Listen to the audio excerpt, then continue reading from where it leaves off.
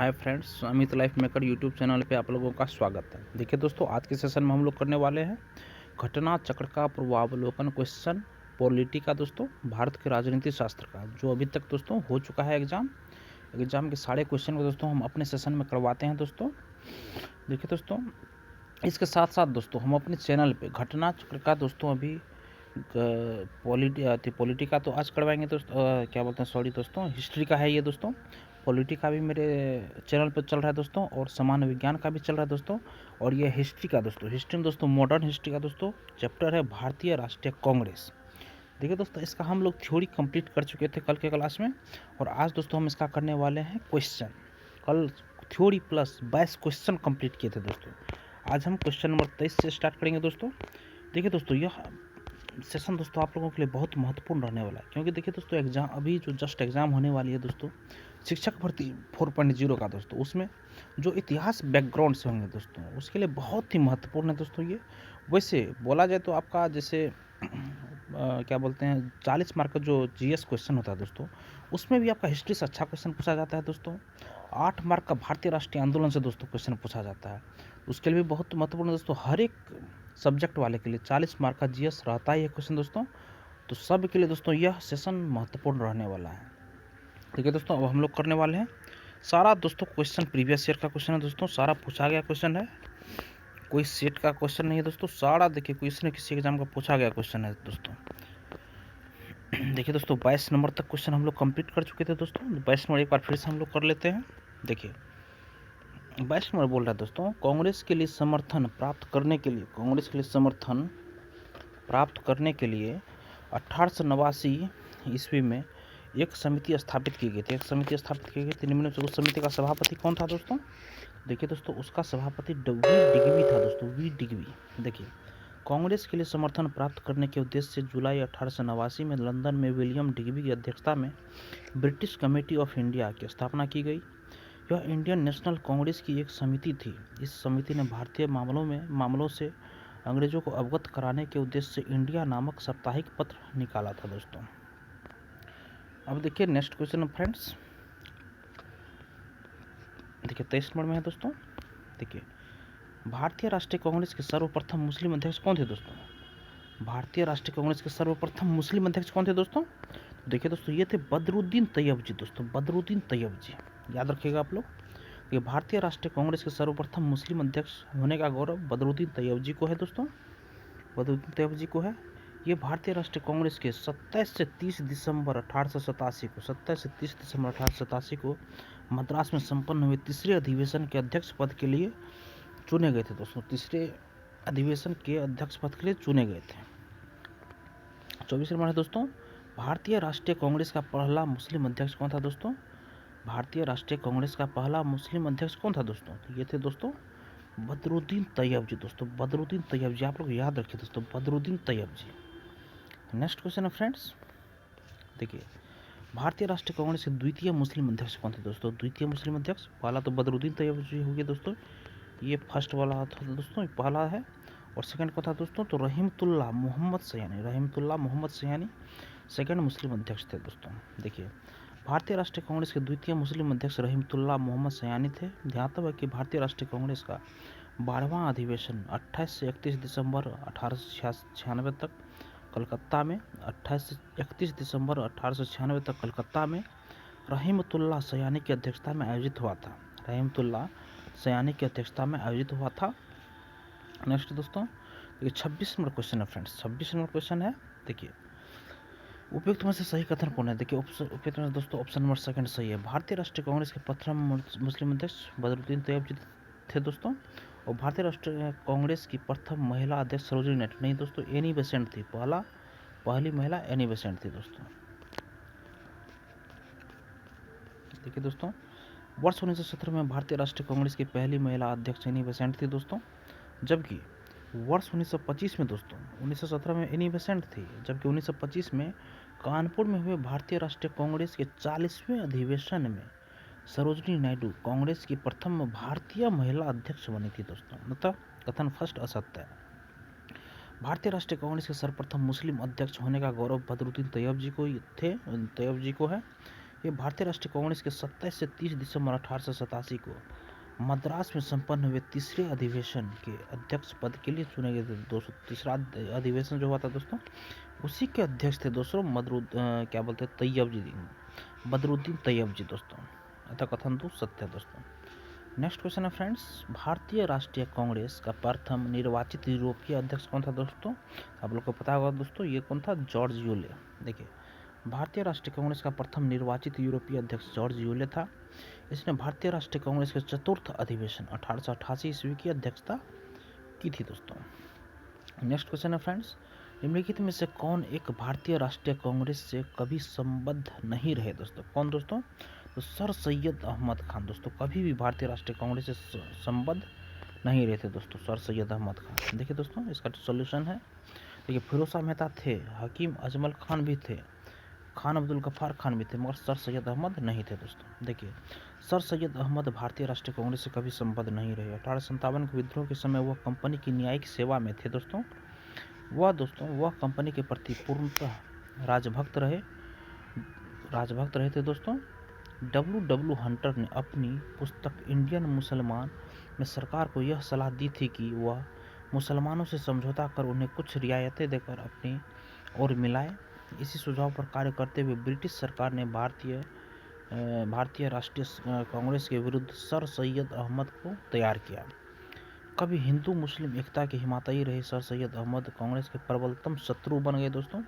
अंग्रेजों के प्रति निष्ठा व्यक्त करने के लिए उन्होंने राजभक्त मुसलमान पत्रिका का प्रकाशन किया दोस्तों, तथा बनारस के राजा शिव प्रसाद के सहयोग से देशभक्त एसोसिएशन की स्थापना की थी दोस्तों। बनारस के राजा शिव प्रसाद के सहयोग से दोस्तों देशभक्त एसोसिएशन की स्थापना की। उन्होंने अपने विचारों का प्रचार तहजीब उल अखलाक पत्रिका द्वारा किया। 1875 ईस्वी में अलीगढ़ में उन्होंने एक मुस्लिम एंग्लो ओरिएंटल स्कूल की स्थापना की, जहां पाश्चात्य विषय तथा विज्ञान और मुस्लिम धर्मशास्त्र दोनों ही दोस्तों पढ़ाए जाते थे। देखिए दोस्तों, यहाँ देखिए क्या है।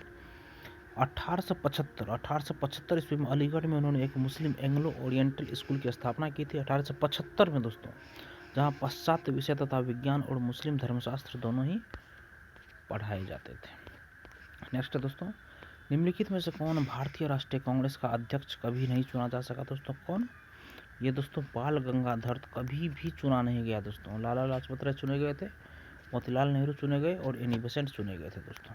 नेक्स्ट दोस्तों, लाला लाजपत राय, जिन्हें लोग प्रायः शेरे पंजाब का सिंह कहते थे, वर्ष 1920 में कलकत्ता के विशेष अधिवेशन में भारतीय राष्ट्रीय कांग्रेस के अध्यक्ष बने। वे अनहैप्पी इंडिया के लेखक थे। श्रीमती एनी बेसेंट आंग्ल आयरलैंड से थी।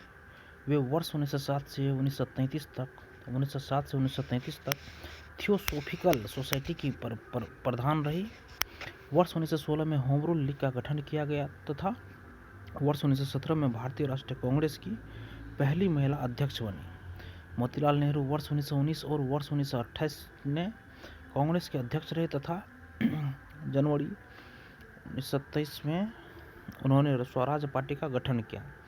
तिलक महाराष्ट्र के चित्पावन ब्राह्मण थे। उन्होंने केसरी तथा मराठा का संपादन किया और स्वराज मेरा जन्मसिद्ध अधिकार है का प्रसिद्ध नारा दिया, किंतु वे कांग्रेस के अध्यक्ष कभी नहीं रहे दोस्तों।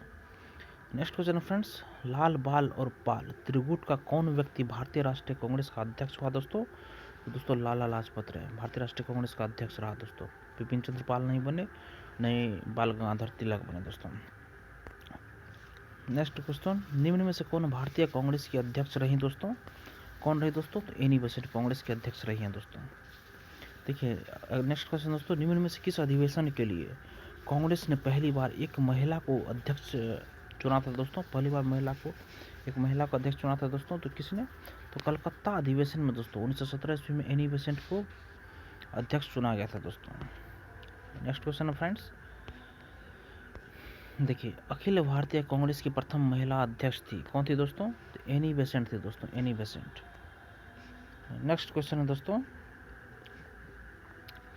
निम्नलिखित में से कौन भारतीय राष्ट्रीय कांग्रेस की प्रथम महिला अध्यक्ष थी दोस्तों? तो दोस्तों कौन थी? तो श्रीमती एनी बेसेंट थी दोस्तों। नेक्स्ट क्वेश्चन है फ्रेंड्स, भारतीय राष्ट्रीय कांग्रेस की प्रथम महिला अध्यक्ष थी दोस्तों, कौन थी? तो एनी बेसेंट थी दोस्तों।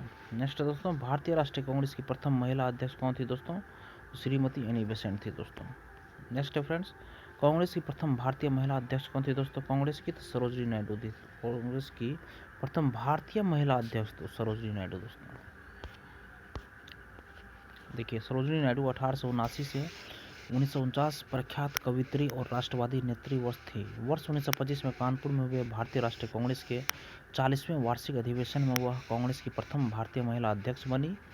वह महात्मा गांधी की विश्वास पात्र और निष्ठावान सहयोगी थी। स्वतंत्रता संग्राम में भाग लेने पर इन्हें कई बार जेल भी जाना पड़ा। वर्ष 1947 से 49 में यह उत्तर प्रदेश की राज्यपाल भी रही दोस्तों। नेक्स्ट दोस्तों, इंडियन नेशनल कांग्रेस की प्रथम भारतीय महिला अध्यक्ष कौन बनी दोस्तों? इंडियन नेशनल कांग्रेस की सरोजिनी नायडू दोस्तों। नेक्स्ट है दोस्तों 39 में, निम्नलिखित कथनों पर विचार कीजिए दोस्तों। देखिए निम्नलिखित कथनों पर विचार कीजिए। देखिए दोस्तों इसका ऑप्शन नंबर 2 और 3 सही है दोस्तों। 2 और 3 सही है। भारतीय राष्ट्रीय कांग्रेस का दूसरा अधिवेशन दादा भाई नौरोजी की अध्यक्षता में हुआ था दोस्तों। और भारतीय राष्ट्रीय कांग्रेस तथा मुस्लिम लीग दोनों ने लखनऊ में 1916 में अधिवेशन किया तथा लखनऊ समझौता संपन्न किया दोस्तों।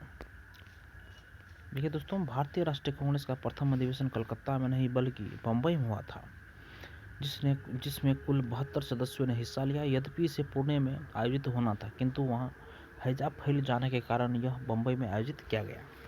अतः कथन एक असत्य है दोस्तों। दूसरा अधिवेशन 1886 में कलकत्ता में दादा भाई नौरोजी की अध्यक्षता में हुआ था। 1886 में दूसरा अधिवेशन 1886 में हुआ दोस्तों। भारतीय राष्ट्रीय कांग्रेस तथा मुस्लिम लीग दोनों ने वर्ष 1916 में लखनऊ में अधिवेशन किया।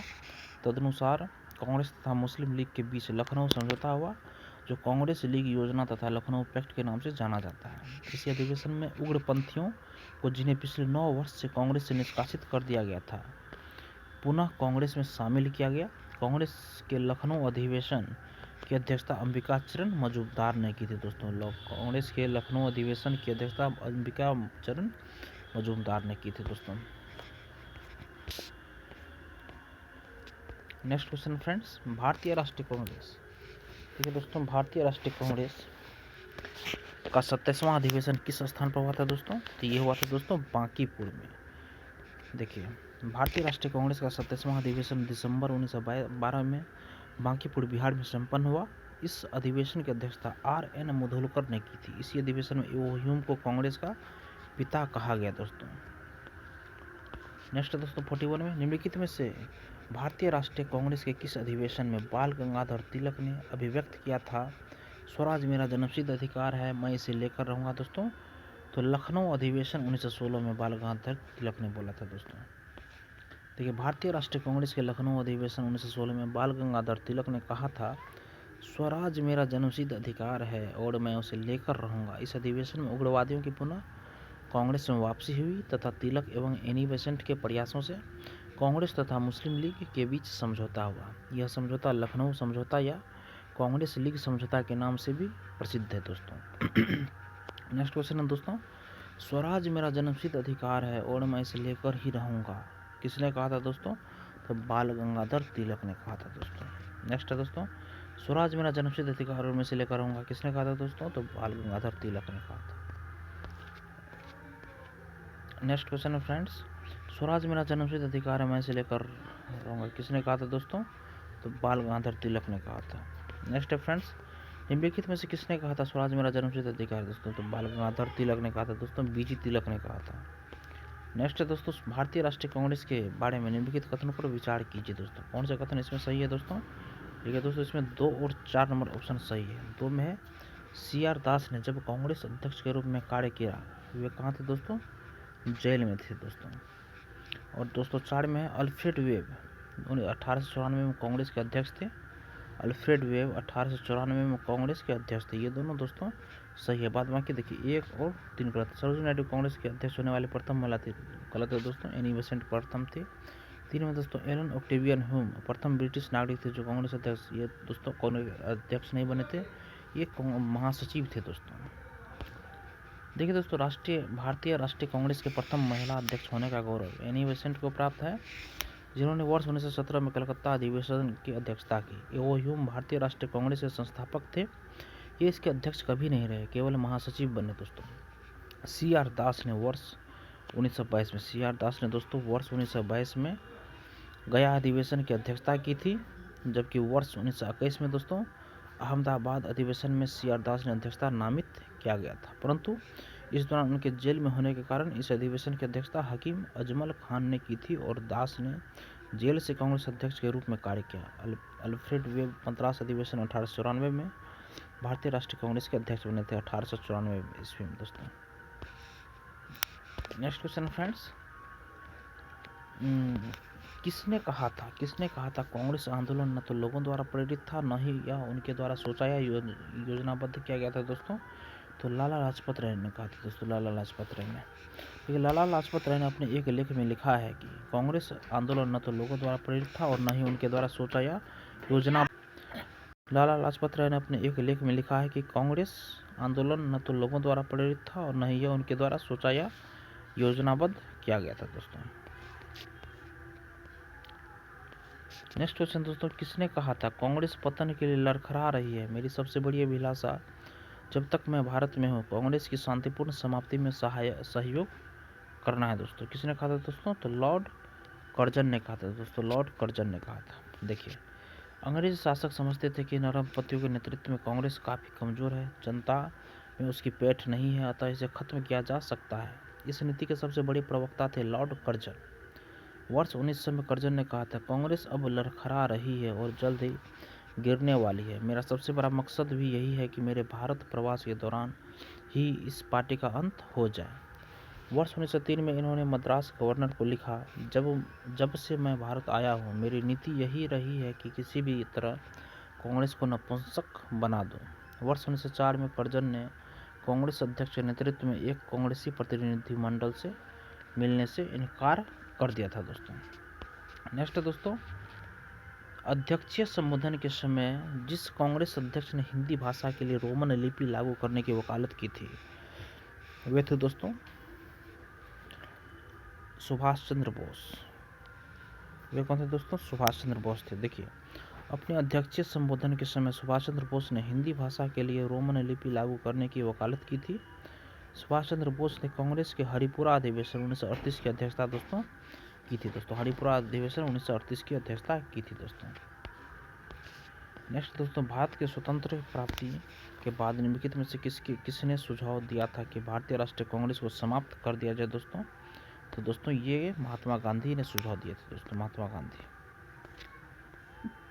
नेक्स्ट क्वेश्चन दोस्तों, भारत की स्वतंत्रता प्राप्ति के बाद महात्मा गांधी ने भारतीय राष्ट्रीय कांग्रेस को समाप्त करने का सुझाव दिया था दोस्तों। नेक्स्ट क्वेश्चन है फ्रेंड्स, अमृतसर के भारतीय राष्ट्रीय कांग्रेस अधिवेशन 1919 के प्रस्ताव के अनुसार महात्मा गांधी द्वारा कांग्रेस का नया संविधान लिखने हेतु निम्नलिखित में से किन्हें उनके सहयोग हेतु चुना गया था दोस्तों? तो देखिए दोस्तों इसका ऑप्शन नंबर 2, 4 सही है। एन.सी. केलकर और आई.बी. सेन, एन.सी. केलकर और आई.बी. सेन ये दोनों दोस्तों। ऑप्शन नंबर 1 सही है दोस्तों। क्या दोस्तों? अमृतसर के भारतीय राष्ट्रीय कांग्रेस अधिवेशन 1919 के प्रस्ताव के अनुसार महात्मा गांधी द्वारा कांग्रेस का नया संविधान लिखने हेतु निम्नलिखित उनके सहयोग हेतु चुना गया था दोस्तों? तो एन.सी. केलकर और आई.बी. सेन।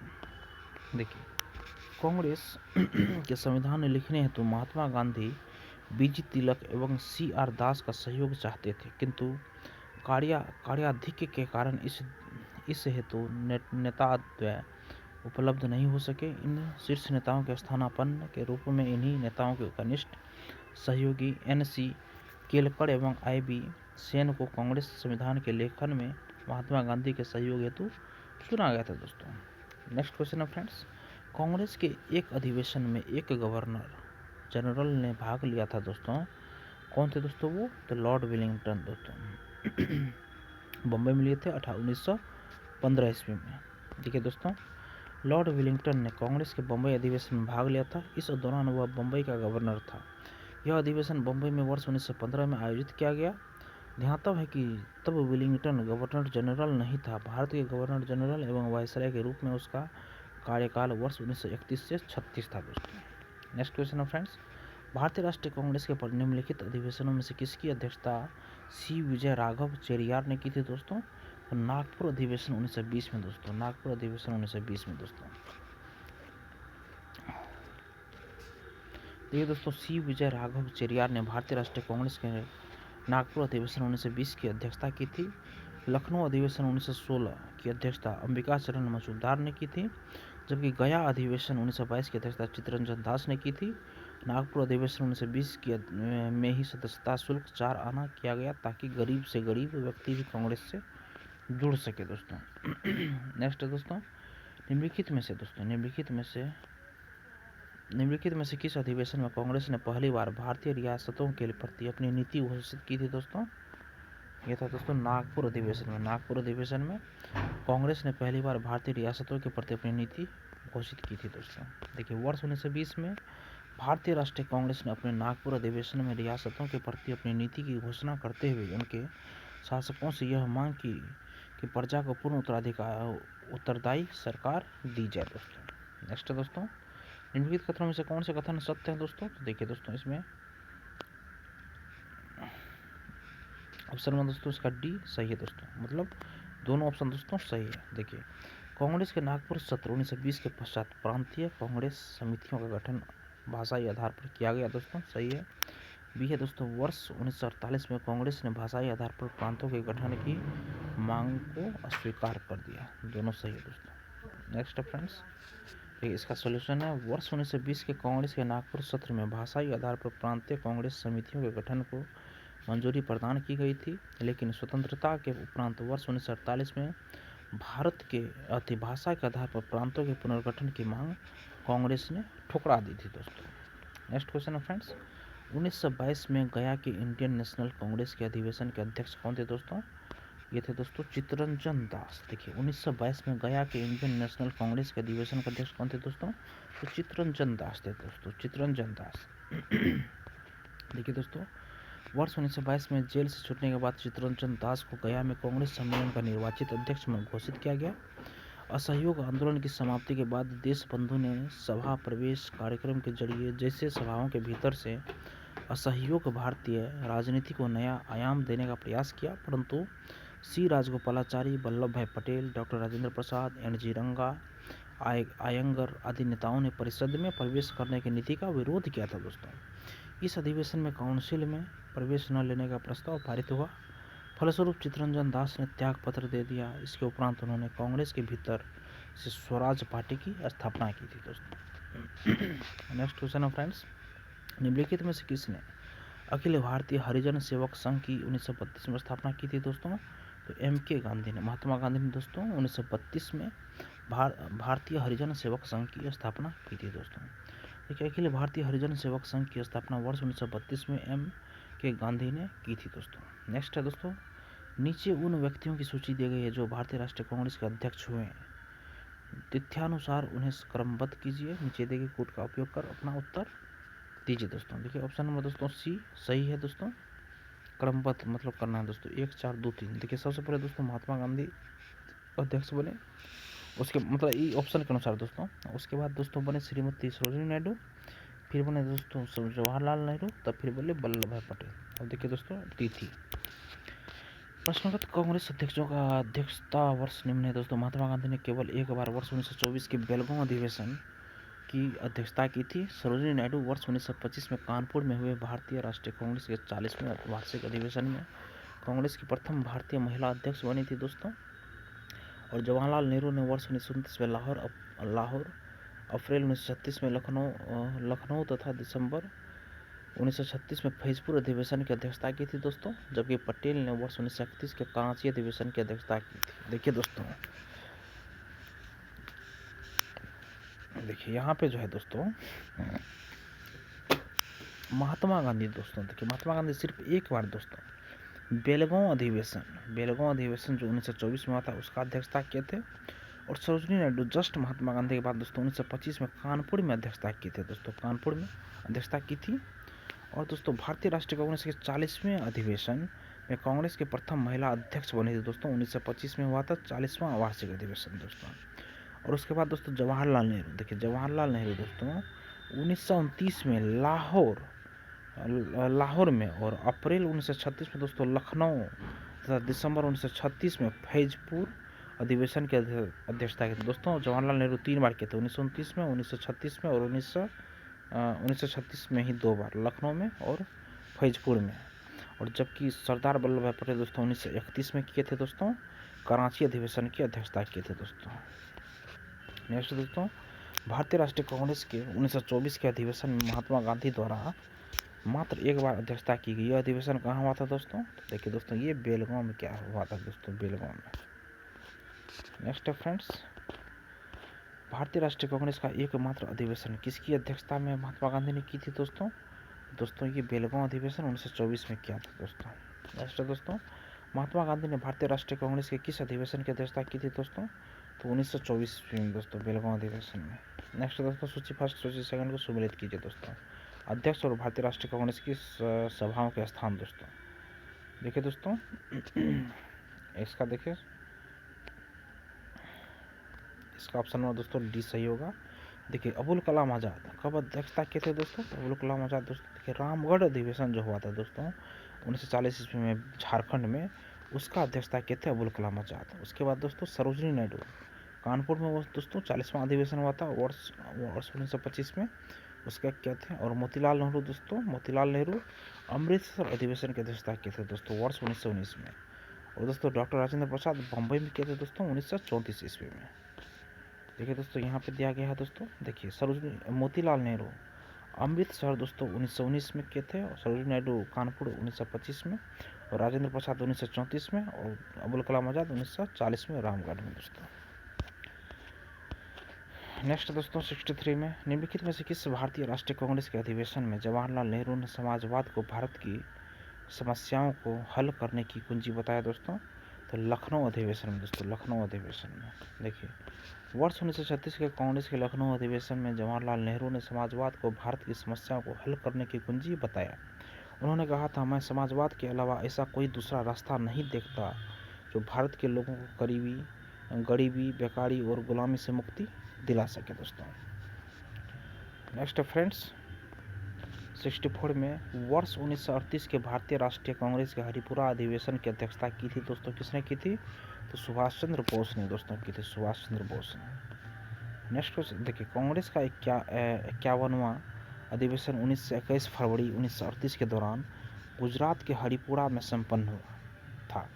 इस अधिवेशन की अध्यक्षता सुभाष चंद्र बोस ने की थी। इस अधिवेशन में राष्ट्रीय नियोजन समिति का गठन किया गया था तथा पंडित जवाहरलाल नेहरू को इसका अध्यक्ष बनाया गया। राजेंद्र प्रसाद को वर्ष 1934 में कांग्रेस अध्यक्ष चुना गया था। आगे चलकर वर्ष 1940 से 1946 तक अबुल कलाम आज़ाद कांग्रेस अध्यक्ष रहे, जबकि जेबी कृपलानी को वर्ष 1946 में मेरठ कांग्रेस अधिवेशन में अध्यक्ष निर्वाचित किया गया था दोस्तों। नेक्स्ट क्वेश्चन है फ्रेंड्स, वर्ष 1938 के लिए भारतीय राष्ट्रीय कांग्रेस का अध्यक्ष किसे चुना गया था दोस्तों? 1938 में सुभाष चंद्र बोस को दोस्तों, हरिपुरा अधिवेशन हुआ था। नेक्स्ट दोस्तों, इनमें से कौन सबसे कम आयु में भारतीय राष्ट्रीय कांग्रेस का अध्यक्ष बनने वाला व्यक्ति था दोस्तों? तो कौन था? अबुल कलाम आज़ाद था दोस्तों, अबुल कलाम आज़ाद।